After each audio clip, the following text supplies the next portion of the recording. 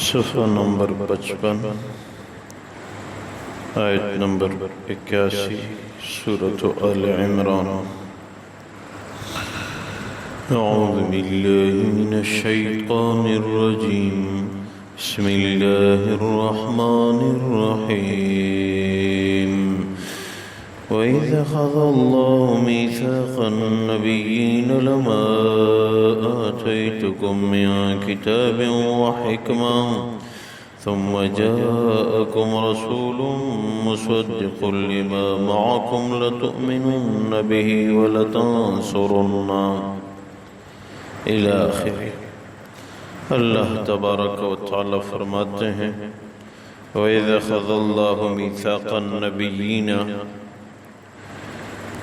جب اللہ تبارک و تعالی نے انبیاء کرام کی امتوں سے وعدہ لیا، لما آتیتکم من کتاب و حکمہ، کہ تمہارے پاس جب ہماری کتاب اور حکمت یعنی نبوت آئے گی، ثم جاءکم رسول مصدق لما معکم، پھر آپ لوگوں کے ہاں رسول آئے، آپ لوگوں کے دین کی تصدیق کرنے والا ہو، لَتُؤْمِنُنَّ بِهِ وَلَتَنصُرُنَّهُ، تو آپ لوگوں نے ضرور اس پہ ایمان لانا ہے اور ضرور اس کی مدد کرنی ہے۔ قَالَ أَأَقْرَرْتُمْ وَأَخَذْتُمْ عَلَى ذَلِكُمْ إِسْرِي، اللہ نے فرمایا کہ آپ لوگوں نے یہ اقرار کر لیا اور آپ لوگوں نے مجھے اس بارے میں ذمہ دار ٹھہرایا۔ قالوا اقررنا، انہوں نے کہا ہاں ہم نے اقرار کیا۔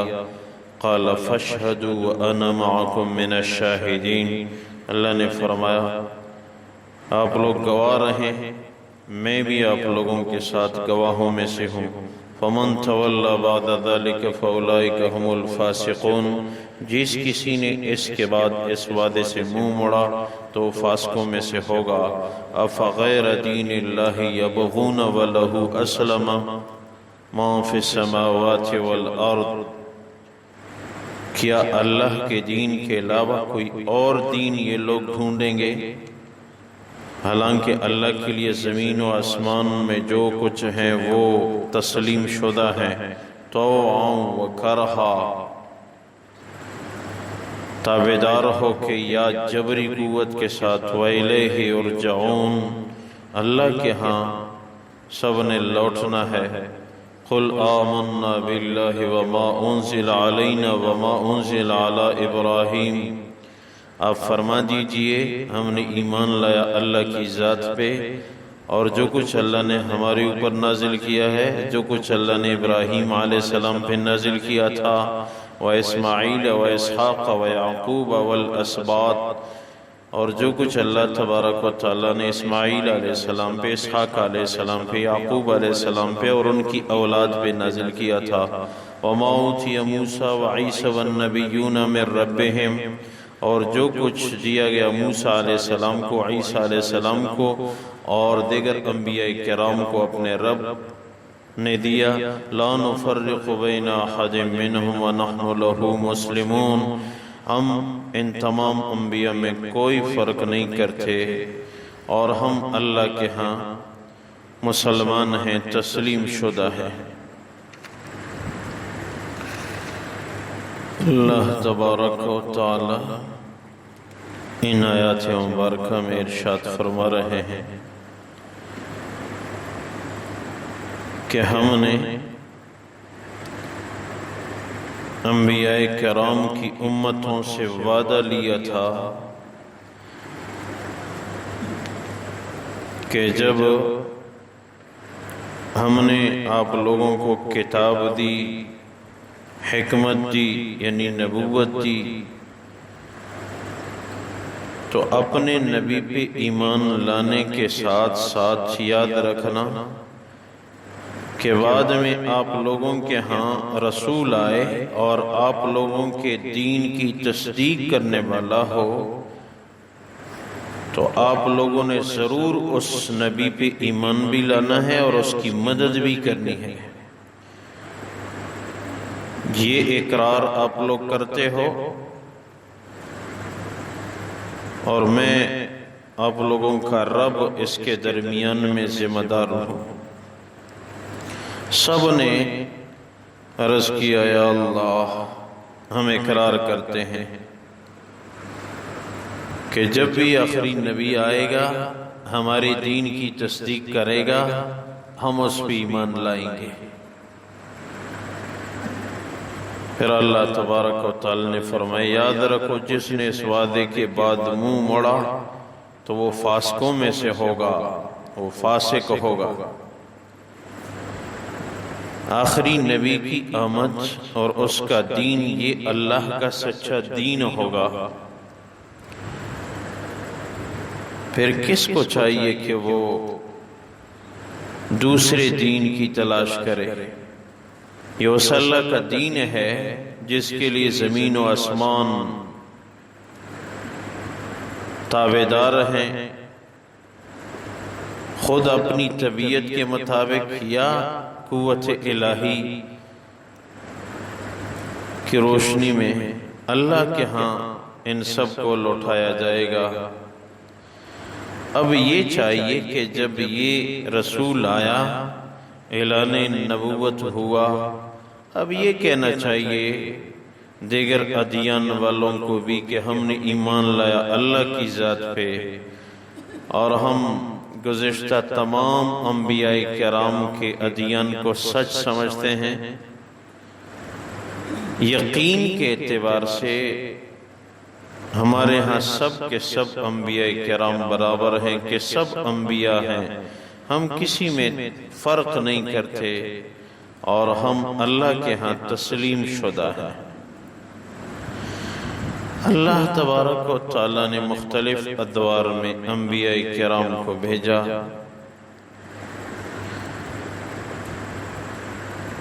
مختلف شہروں میں مختلف انبیاء کرام ہوتے تھے، ہر نبی کے لیے اپنا ایک علاقہ ہوتا تھا۔ کچھ بستیوں کو جمع کر کے ان کے لیے ایک نبی، دوسرے شہر میں دوسرا نبی، تیسرے شہر میں تیسرا نبی، یہ ہوتا رہتا تھا۔ بیک وقت زمین میں 30 40 انبیاء کرام رہتے تھے۔ یقین اور عقیدہ سب کا ایک ہوتا تھا، تمام امتوں کا۔ احکام شریعت میں مختلف انبیاء کرام کے ہاں فرق رہا۔ جیسے شریعت سلیمانی میں تصویریں بنانا کوئی جرم نہیں تھا، مورتیاں اور ڈھانچے بنانا کوئی گناہ نہیں تھا۔ شریعت محمدی میں اس کو حرام قرار دیا گیا۔ شریعت آدمی میں اپنی بہن سے نکاح کرنا جائز تھا، بشرط کہ جڑواں ساتھ پیدا نہ ہو،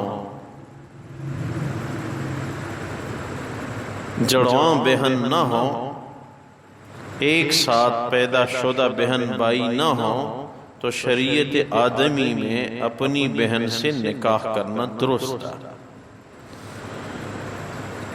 اور دیگر شریعتوں میں بہن کے ساتھ رشتہ کرنا حرام قرار دیا گیا۔ یہ فرق رہا۔ شریعت آدمی میں اس لیے بہن سے رشتہ جائز تھا کہ اور عورتیں تھیں نہیں، اپنی بہنوں کے سوا کوئی رشتہ تھا نہیں۔ آدم علیہ السلام کے 20 بیٹے اور 20 بیٹیاں تھیں۔ اللہ کی شان، ہر دفعہ ایک بیٹا ایک بیٹی ساتھ پیدا ہوتے تھے۔ جو ایک ساتھ پیدا ہوتے ان کو آپس میں نکاح کی اجازت نہیں تھی، اگلے پچھلے کے ساتھ نکاح کرنے کی گنجائش تھی۔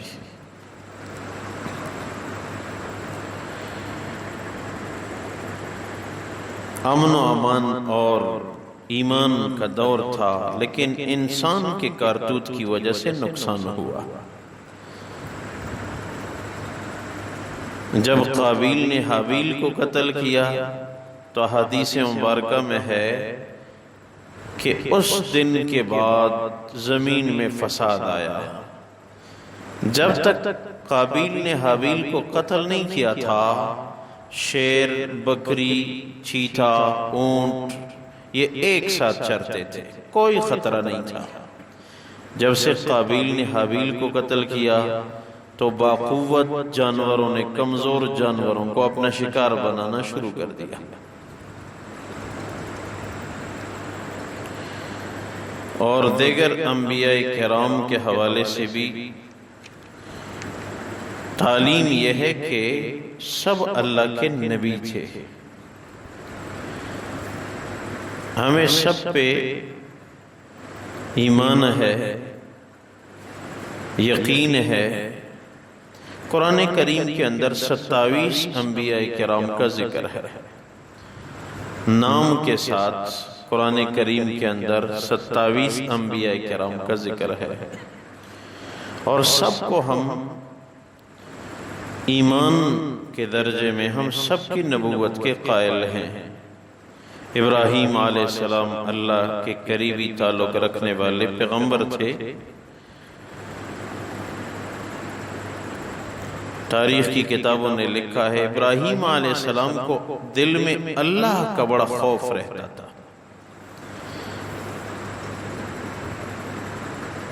یہ خوف کا مادہ ہر انسان کے اندر ہوتا ہے۔ عثمان بن عفان رضی اللہ تعالیٰ عنہ قبر پہ جا کے زیادہ رویا کرتے تھے۔ ابراہیم علیہ السلام دوزخ کا سن کے،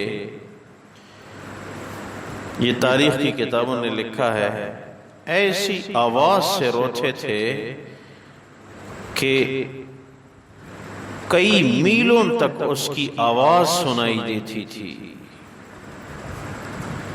رونے کا انداز ایسا تھا، کئی میلوں تک اس کی رونے کی آواز آتی تھی۔ ایک دفعہ اس کے سامنے دوزخ کا تذکرہ ہوا، بہت زیادہ رونے لگے۔ اللہ تبارک و تعالیٰ نے جبریل امین کو بھیجا، جا کے ابراہیم کو بتا دینا آپ تو میرے خلیل ہیں، یہ دوزخ آپ کے لیے تو نہیں، آپ اتنے زیادہ روتے ہیں، مت رو، آپ میرے خلیل ہیں۔ تو عرض کرنے لگے یا اللہ، یہ دوزخ اتنی سخت جگہ ہے کہ اس کا تذکرہ سن کے میں آپ کی دوستی بھول جاتا ہوں۔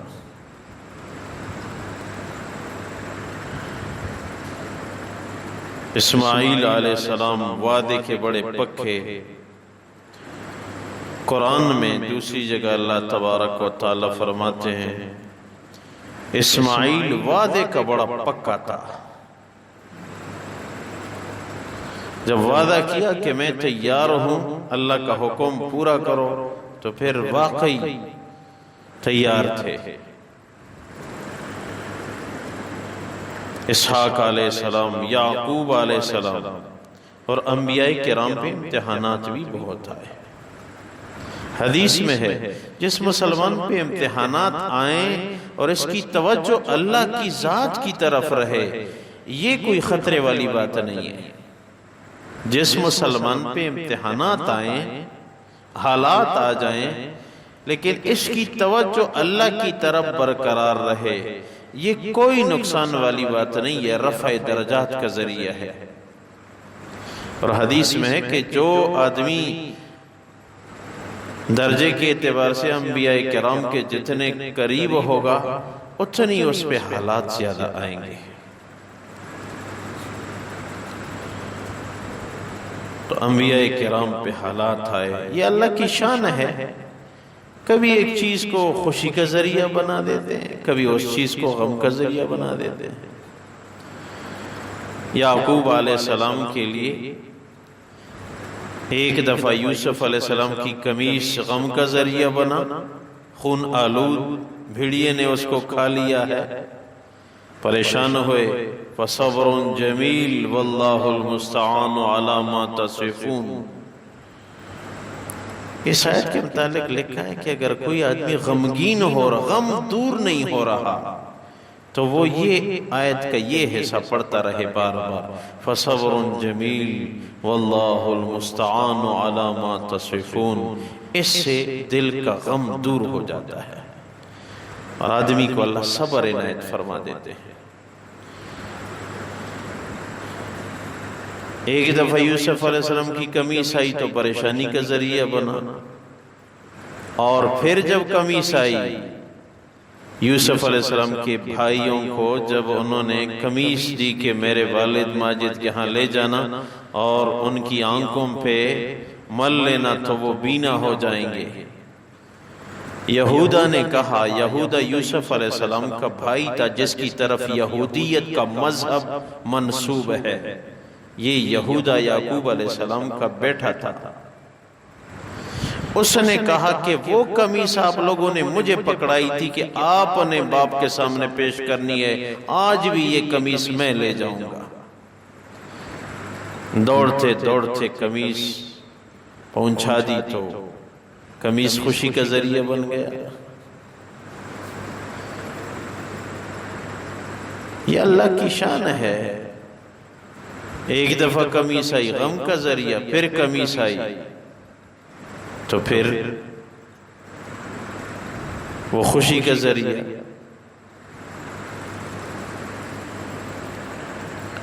تو انبیاء کرام پہ حالات آتے رہتے، ان کا ذکر اللہ تبارک و تعالیٰ نے مزید جا کے موسیٰ علیہ السلام کا ذکر، عیسیٰ علیہ السلام کا ذکر، ان کا تذکرہ، یقین یہ ہو سب انبیاء کرام برحق ہیں اور سب کی امت ہے، جس نے بھی جس دور میں اپنے نبی کی پیروی کی تو وہ کامیاب ہے۔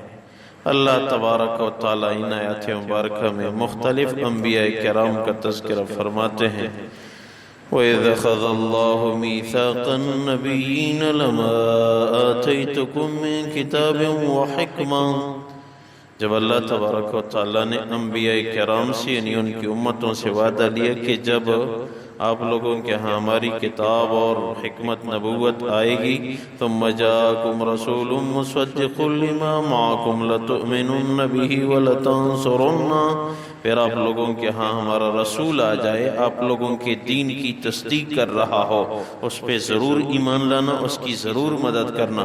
قال اقررتم واخذتم على ذلكم اسری، اللہ نے فرمایا کہ آپ لوگوں نے اقرار کر لیا اور مجھے اس حوالے سے ذمہ دار ٹھہرایا۔ قالوا اقررنا، ہاں ہم نے اقرار کیا۔ قال فاشهدوا وانا معكم من الشاہدین، فرمایا آپ لوگ گواہ رہے اور میں بھی آپ لوگوں کے ساتھ گواہوں میں سے ہوں۔ فَمَن تَوَلَّ بَعْدَ ذَلِكَ فَأُولَئِكَ هُمُ الْفَاسِقُونَ، جس کسی نے اس وعدے کے بعد منہ موڑا تو وہ فاسقوں میں سے ہوگا۔ أَفَغَيْرَ دِينِ اللَّهِ يَبْغُونَ، کہ اللہ کے دین کے سوا کسی اور دین کے تلاش میں ہیں یہ لوگ۔ وَلَهُ أَسْلَمَ مَن فِي السَّمَاوَاتِ وَالْأَرْضِ طَوْعًا وَكَرْهًا وَإِلَيْهِ يُرْجَعُونَ، اس کے ہاں زمین و آسمان میں جو کچھ ہیں وہ تسلیم شدہ ہیں، جبراً یا اپنی طبیعت سے اللہ کے ہاں سب لوٹائے جائیں گے۔ قُلْ آمَنَّا بِاللَّهِ وَمَا أُنزِلَ عَلَيْنَا وَمَا أُنزِلَ عَلَىٰ إِبْرَاهِيمَ وَإِسْمَاعِيلَ وَإِسْحَاقَ، آپ فرما دیجئے ہم نے ایمان لائے اللہ کی ذات پہ، جو کچھ اللہ نے ہمارے اوپر نازل کیا، جو کچھ اللہ نے ابراہیم، اسماعیل، اسحاق، یعقوب علیہم السلام اور ان کی اولاد پہ نازل کیا۔ وَمَا أُوتِيَ مُوسَىٰ وَعِيسَىٰ وَالنَّبِيُّونَ مِن رَبِّهِمْ، جو کچھ اللہ نے دیا موسیٰ علیہ السلام کو، عیسیٰ علیہ السلام کو اور دیگر انبیاء کرام کو، اپنے رب نے دیا، ان سب پہ ایمان ہے۔ لا نفرق بین احد منہم ونحن له مسلمون، ہم رتبے کے اعتبار سے کہ سب انبیاء ہیں، کسی ایک میں بھی فرق نہیں کرتے اور ہم اللہ کے ہاں تسلیم شدہ مسلمان ہیں۔ اے اللہ اپنی بارگاہ میں قبول فرما۔ آج بدھ ہے تو ذکر کی مجلس، ذکر سے مغفرت ہو جاتی ہے، اٹھنے سے پہلے پہلے اللہ تبارک و تعالی مغفرت فرما دیتے ہیں۔ ذکر جہری جائز نہیں بلکہ بہتر ہے۔ زکریا رحمہ اللہ تعالی علیہ نے اس کے بڑے فضائل نقل کیے ہیں۔ دل میں یہ تصور ہو کہ اللہ کی بڑائی بیان کر رہا ہوں، اور جب اللہ کا ذکر کریں تو دل میں یہ تصور ہو کہ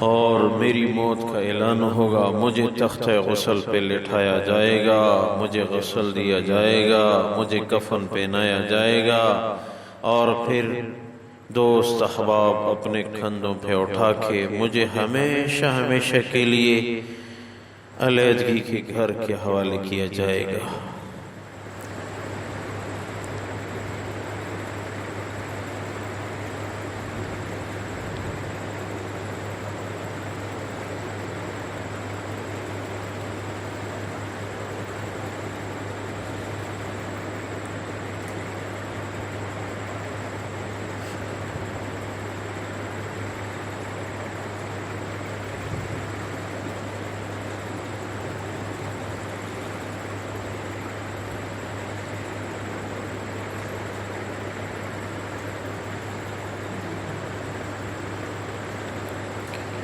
اللہ تبارک و تعالی موت کی تیاری کی توفیق نصیب فرما۔ یا اللہ اعمال صالحہ کی توفیق عنایت فرما۔